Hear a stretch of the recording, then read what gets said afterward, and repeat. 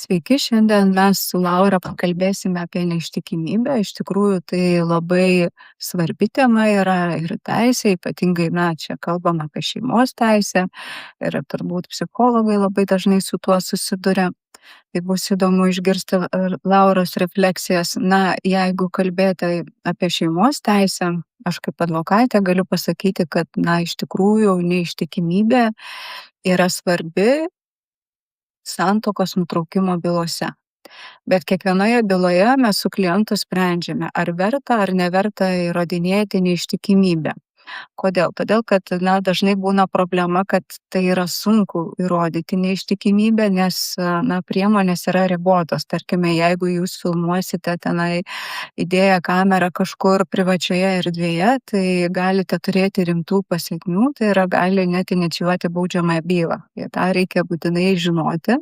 Arba tarkime, įsilaušite į sutuoktinio ar sutuoktinės Facebooką, ar ten į kažkokį susirašinėjimą, tai vėl gali grėsti baudžiamąją atsakomybę.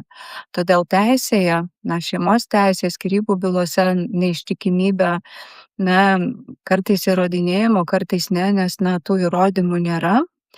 Tačiau, taip pat svarbu žinoti, kokios yra teisinės pasekmės. Jeigu mes įrodysim neištikimybę ir bus pakankamai įrodymų, tai galima reikalauti tiek turtinės, tiek neturtinės žalos, galima reikalauti grąžinti dovanas ir tame tarpe ir nekilnojamieji daiktai, jeigu nėra praėję 10 metų. Galima taip pat reikalauti išlaikymo, jeigu yra tam tikros sąlygos. Jeigu tai yra pavardė suteikta jau jūsų pavardė, dažniausiai tai būna vyrai suteikia, moteris pasiema pavardę, tai galima taip pat uždrausti arba suformuluoti tokį teisme reikalavimą, kad nebūtų galima naudotis tą jau pavardę ateityje, išskyrus jeigu yra bendri vaikai, tai dėl pavardės apribojimų čia nebus galima pasinaudoti. Tai tokios yra, trumpai kalbant, teisinės pasekmės dėl neištikimybės, bet tai yra tik tai ledkalnio viršūnė, nes vienas dalykas yra teisė, ką mes ten sprendžiam, yra ar nėra įrodymai, jau girdėjote, kad tai yra labai svarbu. Tačiau nepriklausomai nuo to, ar mes įrodinėjam neištikimybę, ar įrodinėjam, vis tiek tai yra skaudus žmogaus gyvenimo momentas. Ir Lauros, aš norėčiau paklausti, ar dažnai susiduri savo praktikoje su šita tema? Tai praktiškai kiekvieną dieną aš susiduriu konsultuojant savo klientus su šita tema ir jinai iš tikrųjų yra tokia kontroversiška tema, nes neištikimybę vieni patiria, bet kiti joje dalyvauja, kaip meilės trikampyje, ar ne, ir pas mane ateina visi. Ir tie, kurie išduoda, ir tie, kurie patiria neištikimybę, ir tie, kurie netgi dalyvauja tame meilės trikampyje.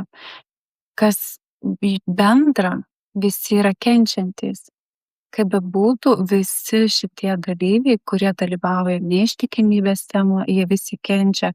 Aš jau nekalbu, kad ateina ir konsultuojasi vaikai, kurie patyrė, kurie gyvena šitoje šeimoje arba gyveno toje šeimoje, kur tėvai išsiskyrė dėl neištikimybės. Tai čia yra tokia labai sudėtinga tema, labai griaunanti jėga, nes taip ir nutinka, kad tarsi atrodo nuo kažkokio geismo, spontaniškumo blyksnio nuvilnyja visiškai griaunanti jėga žmonių gyvenimuose. Ir jinai yra labai traumuojanti patirtis. Neištikimybė reiškia, kad tu tuo, kuo pasikliovai, tuo, kuo tikėjai, iš esmės tave pavedė. Ir čia aktyvuojasi vieni tokie stipriausių bazinių jausmų, tai yra saugumo ir pažeidžiamumo. Tai kad čia mūsų pamatų pamatas ir sulikta viena akimirka, kaip tai yra sužinoma, visą tai sugriūva. Tai kokios emocijos yra, kaip yra baisu tai patirti, ar ne? Ir su šito problema ateina žmonės ir konsultuojasi, nes jie kenčia.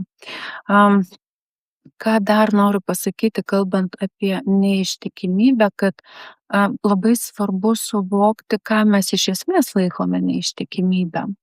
ypatingai dabar, nes jeigu pradedant nuo sąvokų, tai tokia labai paprasta techninė kalba kalbant, tai yra nerašyto susitarimo pažeidimas dviejų žmonių, ar ne? Tai yra toks, nu, tu pažeidi tai, ką, nu, tarsi nutylėjo, bet ir tai buvo viskas aišku. Bet ta neištikimybė, matot, yra labai pakitusi. Atsiradus socialiniams tiklams, atsiradus, ar ne, YouTube'o kanalams, ar ne. Ir pavyzdžiui, vienam tai yra tikrai, nu, neištikimybė, tai yra fizinė ir emocinė neištikimybė, ar ne? Kaip yra suartėjimas, seksualinis ryšys, ir čia vadinama neištikimybė. Bet ateina pas mane konsultuoti žmonės, kur, tarkim, antra pusė susirašinėja, siunčia savo nuotraukas, intymias nuotraukas siunčia, sako, aš nieko nedarau, bet kitas tai laiko jau neištikimybę. Pornografijos žiūrėjimas, ar ne? Arba vykimas, pavyzdžiui, su kolegomis į kažkokius, nežinau, įmonės, kažkokius net ir sportinius renginius, ir kur tu ten esi, ar ne, tokiuose, nu, tikrai visokiose sąlygose, kur yra galimybė suartėti ir kitam jau kelia įtampą, ar ne? Tai vat, ką mes laikome neištikimybę. Tai čia yra, vat, iš esmės, kaip svarbu apie tai kalbėtis, ką aš laikyčiau neištikimybės faktu. Ir aišku, būtų nuostabu, jeigu žmonės apie tai kalbėtų ir įvestų tiesiog tokį susitarimą, kad mes susitarkime, kad jeigu matome, kad vienas kito kažkaip neatliepiam, arba mūsų santykyje, santuokoje, arba mūsų ryšyje kažkas jau jaučiasi nepriimtas, apleistas, kalbėtis apie tai. Kad, nu, nelaukti tos tokios, kad griaunančios jėgos, kuri realiai traumuoja aplink labai daug žmonių. Ir tam žmogui, kuris taip pasielgia, ne ką lengviau toliau su tuo gyventi. Laura, aš girdžiu tave, bet tarkime, jeigu jau įvyksta tas fizinis veiksmas ir neištikimybė, ne, ir pas mane būna klientų, kurie ateina ir, na, jau skyrybų procesas kartais prasideda. Ir tikrai aš matau, kaip skauda, kaip žmonės lūžta viduje, sugriūna, kaip taip skausminga, ir advokatui ne visada lengva būti tame procese, nes klientui skauda, ir surasti racionalius sprendimus tame skyrybų procese, nes daug yra emocijų, daug yra skausmo.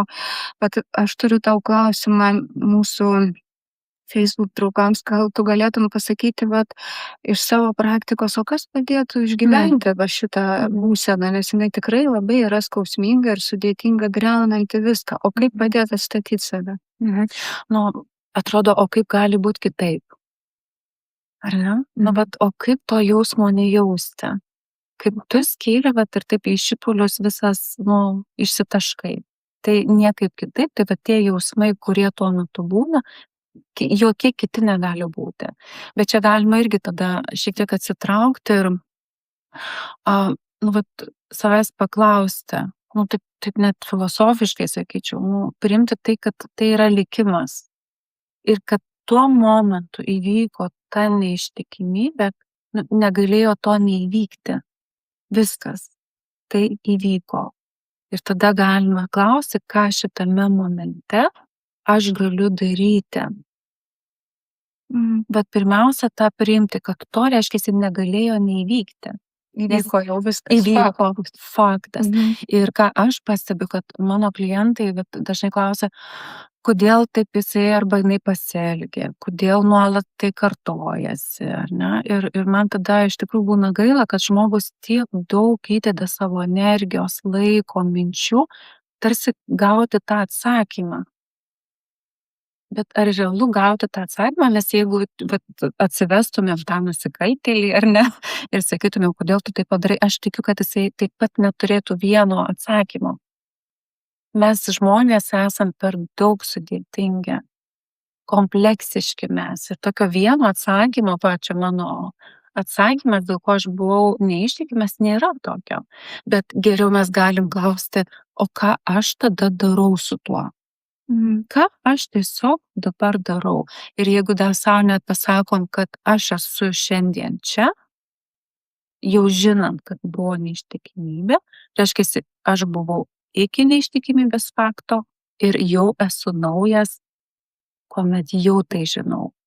Ir va čia vat dažnu atveju, ką aš matau, kad klientai pasilieka toj praeityje ir ten tikrai labai daug skausmo, kentėjimo, ar ten įkrentama kaip į liūną. Kodėl, kas, kame, kodėl čia taip nutiko. Bet diena ir viena ėjo, ir kita, ir trečia. Ir dažnu atveju, kaip pavyksta vat šitus skaudulius sumažinti ir žmogui vėl atrasti, naujai atrasti net ir savo identitetą, susikurti naujus ritualus, susikurti naujus namus, socialinį ratą.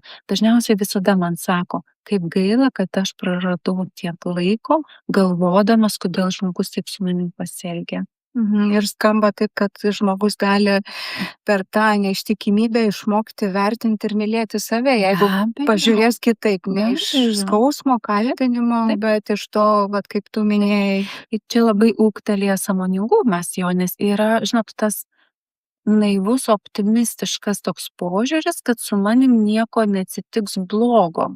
Bet pasaulyje šiaip labai daug blogų dalykų yra. Nu, vat ir globaliu mastu, geopolitiniu mastu, ir su žmonėmis, kaip jinai teisingai ir su vaikais elgiasi, ir su gyvūnais. Žemėje yra labai daug blogio. Iš esmės labai svarbu tai vat priimti, tik žinoma, labai skaudu, kaip tai atsitinka su manim, asmeniškai su manim. Ir žmogui vat yra labai sunku, kad jisai vat tai turi išgyventi, kad kodėl su juo tai nutiko. Bet iš esmės blogio yra labai daug. Kita vertus, lygiai tiek pat yra gero. Tai vat fokusas, į kur mes atsisukame. Taigi pagrindinis, kaip sakyt, ar taškas, ar šauktukas, sakinio gale jau Tikrai priklauso nuo mūsų. Tikrai nuo mūsų.